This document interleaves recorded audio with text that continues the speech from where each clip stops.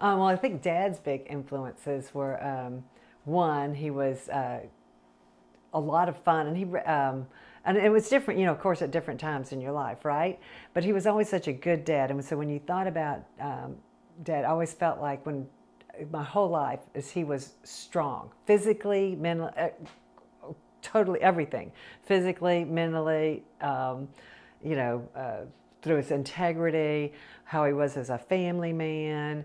I use his faith, although he questioned that sometimes, and, not necessarily, or he wasn't blindly take anything, and he was very.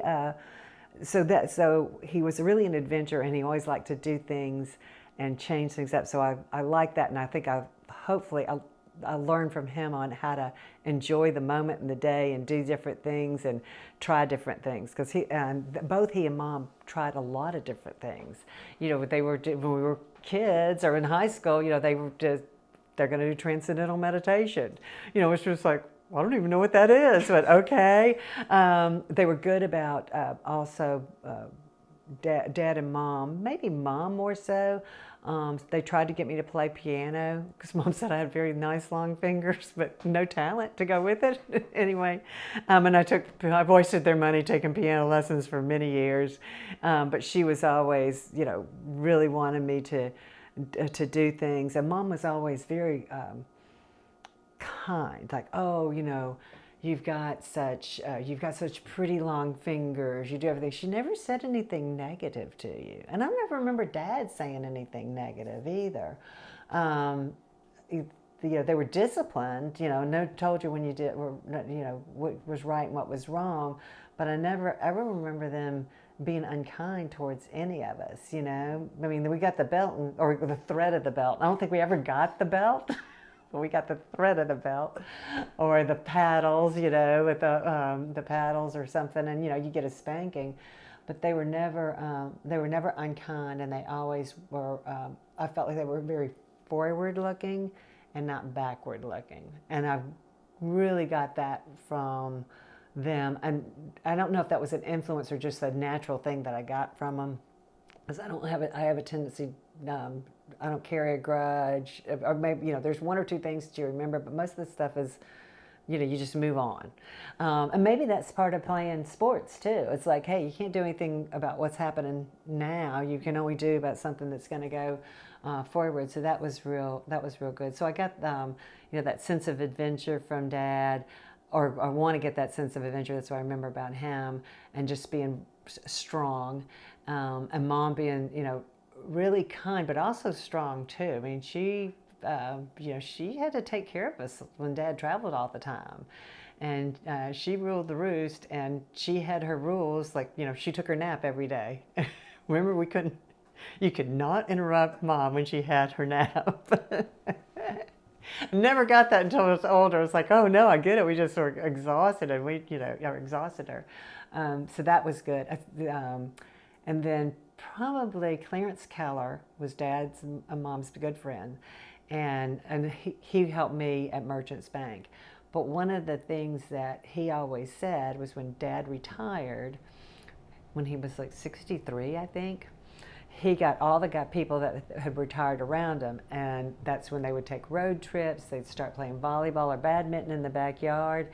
And Clarence Keller has always said, we would just have rotted in our chairs if it wasn't for Milt Bolling getting us out, and kind of making sure that we live the rest of our lives having a lot of fun and doing things.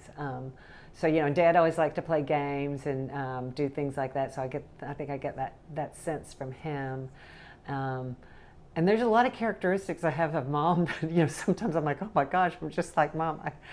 I don't remember. I'm really bad about remembering what those things are. It's not being nice all the time like she was, because she was a really nice woman.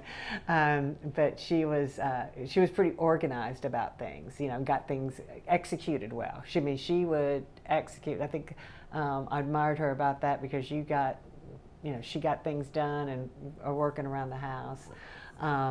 She was frugal. She was frugal. Well, she'd come up with some ideas on how to save money. Yeah, we always made fun of the milk, with the lumps in it and everything else, and going around the grocery stores at the different bread and all that kind of stuff. So that was kind of fun. But she always had to pack us up and go, and Dad too. Oh, and this is what I got from Dad. Dad was the best packer, because he probably he had to pack up 6 people on a station wagon, stuff on top, and he was really good about placing things in. I'm really good about that. I'm always the one I want to pack the stuff in the car, because I know where it is, and I can just see that. I get that from him. From Nannie, so our grandmother, I don't know exactly what she was just fun to be around. So hopefully, later on in life, it's like, oh my gosh, you've got to really just be fun and enjoy life the way it is, and move on. Now I think I remember she'd always, when she'd walk out in the bay, we'd go over as kids in the bay, I remember her legs had been tan and she had these crepey legs, her thighs. I'm like, got Nannie's crepey thighs now. But those are the big, because everybody else, they were the folks that we were always really around. It was Mom and Dad and Nannie and Papa too, but we didn't really, Papa was ill for the most part when we were younger. But this is what I remember. Papa's, Rick was really good and Papa, they were really close, and they really kind of took each other under their wing, particularly when we'd see him over the bay, and he was really good playing with him, and also Richie. And so I kind of, our cousin, Kaka's son. And I just remember there was always a kindness and patience associated with that. That really resonates with me every time I think back about who they are. Yeah, who they were. And the one thing I get from Nannie is I'm pretty good now. I'm not that good of a cook, but Nannie was great as you could have a refrigerator with 3 things in it, and she'd figure out how to make something out of it. And I kind of like that game. It's like, oh, okay, I don't know what we're going to make, but let's, figure out how to make something. Sometimes it's a real disaster. 90% of the time it's a disaster, but every once in a while I had to have a base hit. So that was good. It's good. So Christmas time, I really don't remember. I know we did go to church on Christmas morning, but I really don't remember. You open your presents, you go to the church, and this is probably more elementary school, early high school. And then we'd always go over to Aunt Belle's house, which was our grandfather's sister, and her husband had passed away by that time. And her mother, who, Grandma Bolling, lived there, and she was a small little woman, and I think she had a drinking problem. Well, I know she did, legendary drinking problem. Because they used to say they used to have to lock up the liquor cabinets when Grandma Bolling. Did you know that? Oh yeah, I think Dad had told me that one time, but they used to have to, she'd break into the liquor cabinets. And I could just see her. She was kind of a round, older woman. She was probably only like 55 at the time, who knows. But she'd sit in this chair in the corner, and she was so small, her feet wouldn't touch the ground, and she'd just be back there. And I never remember her saying anything at all.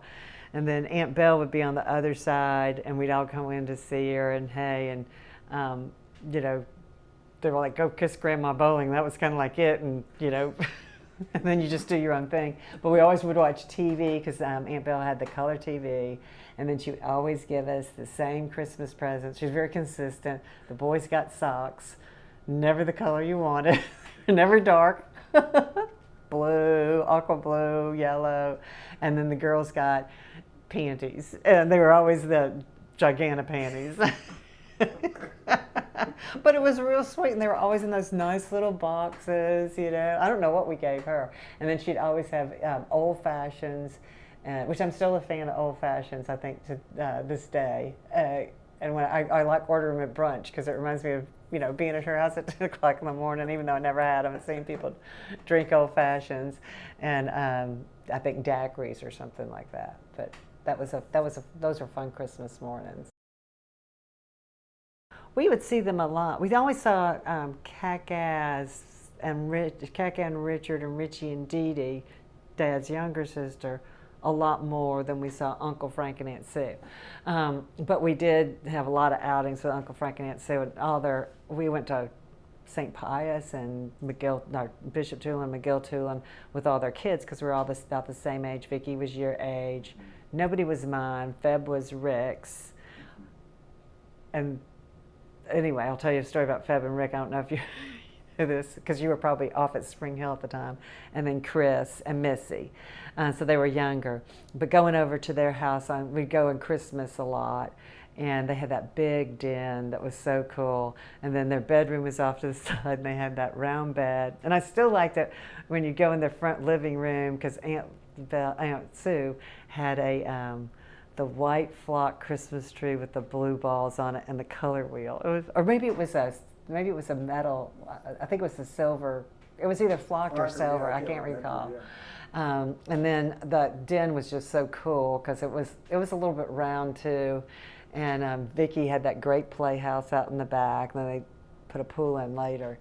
But it was always fun there Christmas mornings. You know, you go over there. And I remember when we were in college, when I was in college, we went over there for Christmas, and Uncle Frank's like, hey, does anybody want anything to drink? I'm going to make daiquiris. And, you know, nobody in the family were big drinkers, save, you know, Grandma Bolling.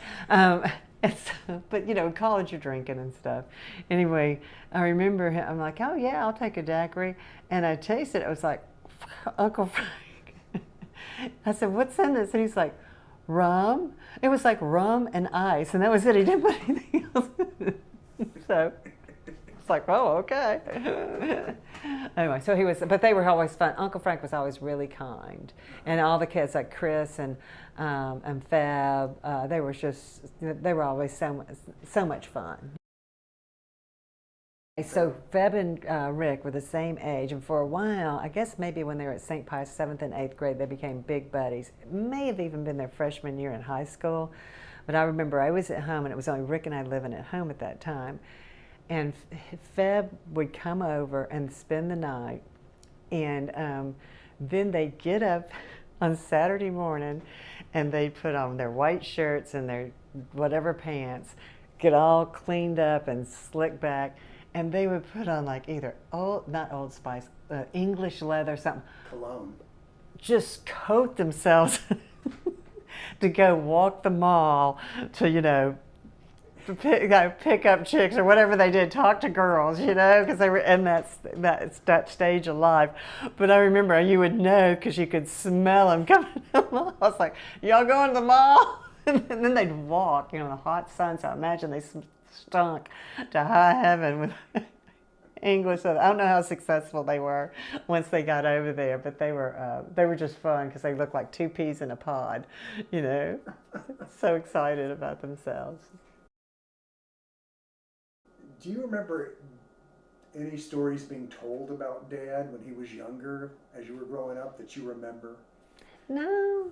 Well, oh yeah, when he was called Rowdy, like high school stuff, you know, and when he was, you know, do all his high school things and, you know, driving around and, you know, I think one time he opened the back door when it opened like this and the door, you know, they say flew off or, you know, he had to hold the door up. I'm sure there was a little bit of an exaggeration there.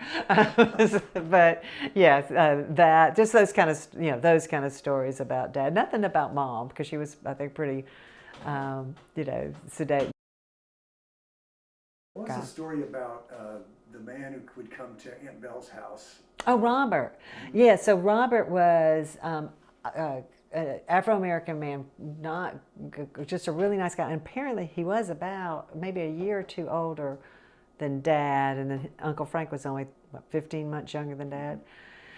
And he would come over to Aunt Belle's because they always said he would take care of, he took care of Dad and Uncle Frank for a while. And I don't know when that was, but apparently it was, maybe Robert had his driver's license and maybe, you know, Dad and Uncle Frank didn't, but there wasn't that big of a disparity in age. But they would, he'd take them to the movies and they would, you know, say that time everything was segregated. And so they would sit upstairs with, you know, Robert and watching movies and, you know, in the black section of the movie theater. Just different then, I guess.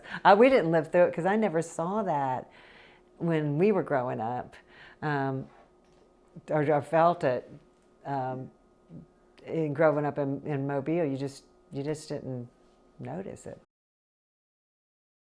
He used to come visit you, and yeah, because he did a lot in the Texas. Houston. Yeah, yeah. Mm-hmm. So that was good because we got to spend some time together. And I remember we went to New Braunfels once together. You know, so we'd have a fun. You know, we'd have fun. Yeah. You know, we'd always have. He loved going to a couple of restaurants. So, you know, his favorite in Houston. You know, he loved Mexican food. You go eat Mexican restaurant. You know, a couple of Mexican restaurants he just loved. I do remember this. I don't know if you ever know this story. I always felt like there was Dad and I did, you know, Dad didn't talk emotions a lot, and I don't either really that much. So we're a little bit alike like that, but we kind of still always get each other, you know. And I think we just, you know, would do things together, and that's how we communicated a lot, which was fine with me. We both liked it. I still remember when he was, and I hate to end on this note, so put it someplace else and edit it someplace else, okay? But I still remember, because it was so much fun. It's such a great guy to be around. When we were, oh, well, I do have another story. I'll end with a better story than this one. So when he was sick, and I was still trying to build up strength, I would go over to Mobile. I was still living in Houston, go to Mobile at the time. And I was in between jobs, and he would want to do physical therapy, and he had to lift weights, you know. And so it's like, okay, Dad, let's do that. So, you know, and then, you know, we were doing it, and he goes, do you know about slow lifting? You know, if you lift real slow, it's better for you. I'm like, okay, let's do that. And I remember we were lifting slowly, and we're facing one another, and he just looked at me and said, Val, this is the hardest thing I've ever had to do. And I mean, it still breaks my heart, and I was just like, okay, you know, and then we just kind of kept lifting. It was like, I knew that was all he wanted to say, you know, and it was like, I love you, Dad, you know, I get it. Dad was always thinking about a way to do things harder than they, you know, to make it more exciting. So when rollerblading was I don't know if you remember this story. I was in Houston at the time. When rollerblading or roller skating? Rollerblading. Oh, rollerblading. Yeah. No, it was roller skating. You're right. It was roller skating came in because that was back in the 80s, right? And so Dad had some roller skates. He'd roller skate around, and he brought them. He would, you know, of course, have them in his car whenever he'd do anything.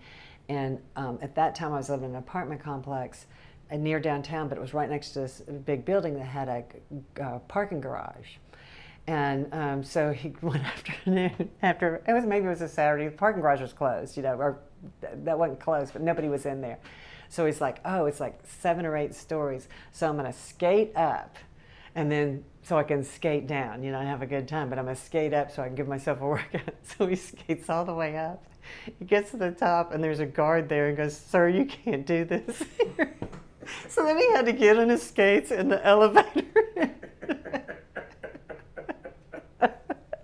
and come all the way home. He said, I felt like such a fool sitting in the elevator coming back. But, you know, that was Dad.